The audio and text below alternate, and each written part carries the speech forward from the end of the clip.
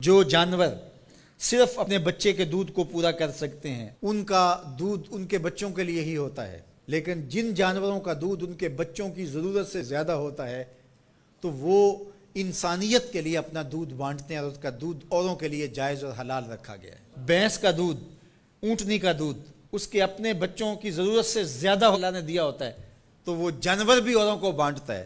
تو انسان کو اللہ نے اگر اس کی ضرورت سے زیادہ دیا تو وہ اگر نہ بانٹے تو وہ جانوروں سے بھی برا ہے، اس کو خیر بانٹنی چاہیے۔ طبیعت کے اندر بخل نہیں ہونا چاہیے، طبیعت کے اندر فیاضی، سخاوت ہونی چاہیے۔ اللہ کے محبوب علیہ السلام نے فرمایا سخی اللہ کے بھی قریب ہے، لوگوں کے بھی قریب ہے، جنت کے بھی قریب ہے، ہاں دوزخ سے دور ہے۔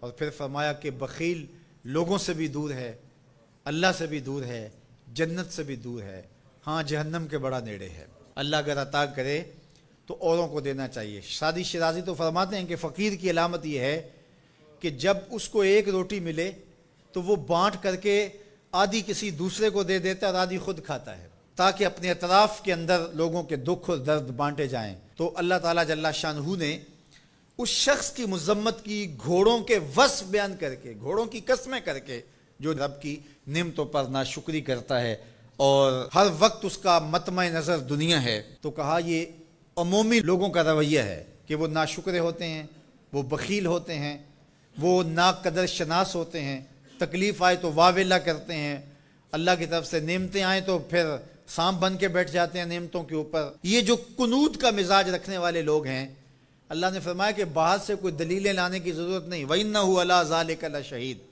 یہ ذرا اپنے اندر اتر کے دیکھیں اور ضمیر سے پوچھیں کہ کیا تم قنوت ہو یا نہیں ہو، تو جو قنوت ہو ضمیر بول کے کہے گا تم قنوت ہو۔ ذرا اپنے اندر اتر کر کے میں اور آپ دیکھیں کہیں ہم قنوت کے زمرے میں تو نہیں آتے۔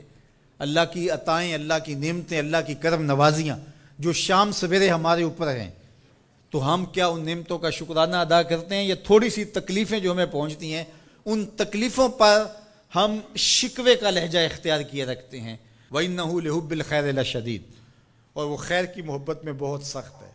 یا خیر سے مراد مفسرین نے کہا المال، یعنی وہ مال کی محبت اس کے اندر کوٹ کوٹ کے بھری ہوئی ہے، ہر وقت مال کی طلب، مال کی خواہش، جتنا بھی مال اس کے پاس ہو جائے پھر بھی وہ سیراب نہیں ہوتا۔ سعدی شیرازی فرماتے ہیں کہ پیٹ بھر جاتا ہے، آنکھیں نہیں بھرتی۔ حل من مزید کے نعرے ہر وقت لگاتا رہتا ہے کہ اور آ جائے، اور آ جائے، اور آ جائے۔ دولت کا پیار اس کے اندر کوٹ کوٹ کے بھرا ہے۔ انسان بوڑھا ہوتا جاتا ہے لیکن دو چیزیں اس کی جوان رہتی ہیں، ایک مال کی محبت اور ایک جینے کی تمنا۔ بوڑھا بھی ہو جائے تو یہ دو چیزیں اس کی بوڑھی نہیں ہوتی۔ اور دوسرا فرمایا کہ ابن آدم کے پاس مال کی ایک وادی ہو، وادی کہتے ہیں پہاڑوں کے درمیان جو نیچے جگہ ہوتی ہے، وہ ساری سونے سے بھری ہوئی ہو، اگر کسی کو دے دی جائے تو وہ آرزو کرے گا کاش کہ ایک وادی جیسی اور ہو، پھر بھی اس کا پیٹ نہ بھرے، اس کی آنکھ نہ بھرے۔ اس لیے انسان مال کی محبت میں بہت سخت ہے۔ فرمایا ابن آدم کہتا ہے مالی مالی مالی، میرا مال میرا مال۔ فرمایا اس کا مال وہ ہے جو اس نے کھایا اور ضائع کر دیا، پہنا اور پرانا کر دیا، یا اس نے جو آگے بھیج دیا۔ فرمایا باقی اس کا نہیں ہے، باقی وارثوں کا ہے، اور وہ کفن بھی میلا نہیں ہونے دیں گے، بانٹ لیں گے۔ جاندی واری ڈرونا بنیو تے ہاتھ نہ لاندے ڈر دے، جنہ لئی تو پاپ کمائے اج کتھے نہیں تیرے کر دے۔ وہ میاں صاحب اپنے لہجے میں بڑی خوبصورت بات کہہ گئے، بہت خوبصورت ہے کہ بڈھا بہ کے سوچاں سوچے میں مالک ہاں کردہ، بڈھا بہ کے سوچاں سوچے میں مالک ہاں کردہ، کر دے بہ کے کرن سلاواں بڈھا کیوں نہیں مرتا۔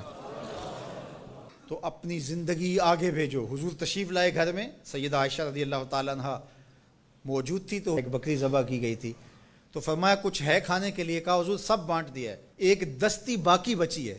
حضور نے فرمایا جو بانٹ دیا ہے وہی باقی بچا ہے، جو بانٹ دیا ہے وہی باقی بچا ہے۔ تو جو انسان آگے بھیج دیتا ہے، اللہ کی راہ میں خرچ کر دیتا ہے، لیکن بہرحال یہ تو تھوڑے لوگوں کو راز معلوم ہوتا ہے، اور یہ طبع میں چیز راسخ ہو جائے یہ تو چند لوگوں کا مقصوم ہوتی ہے۔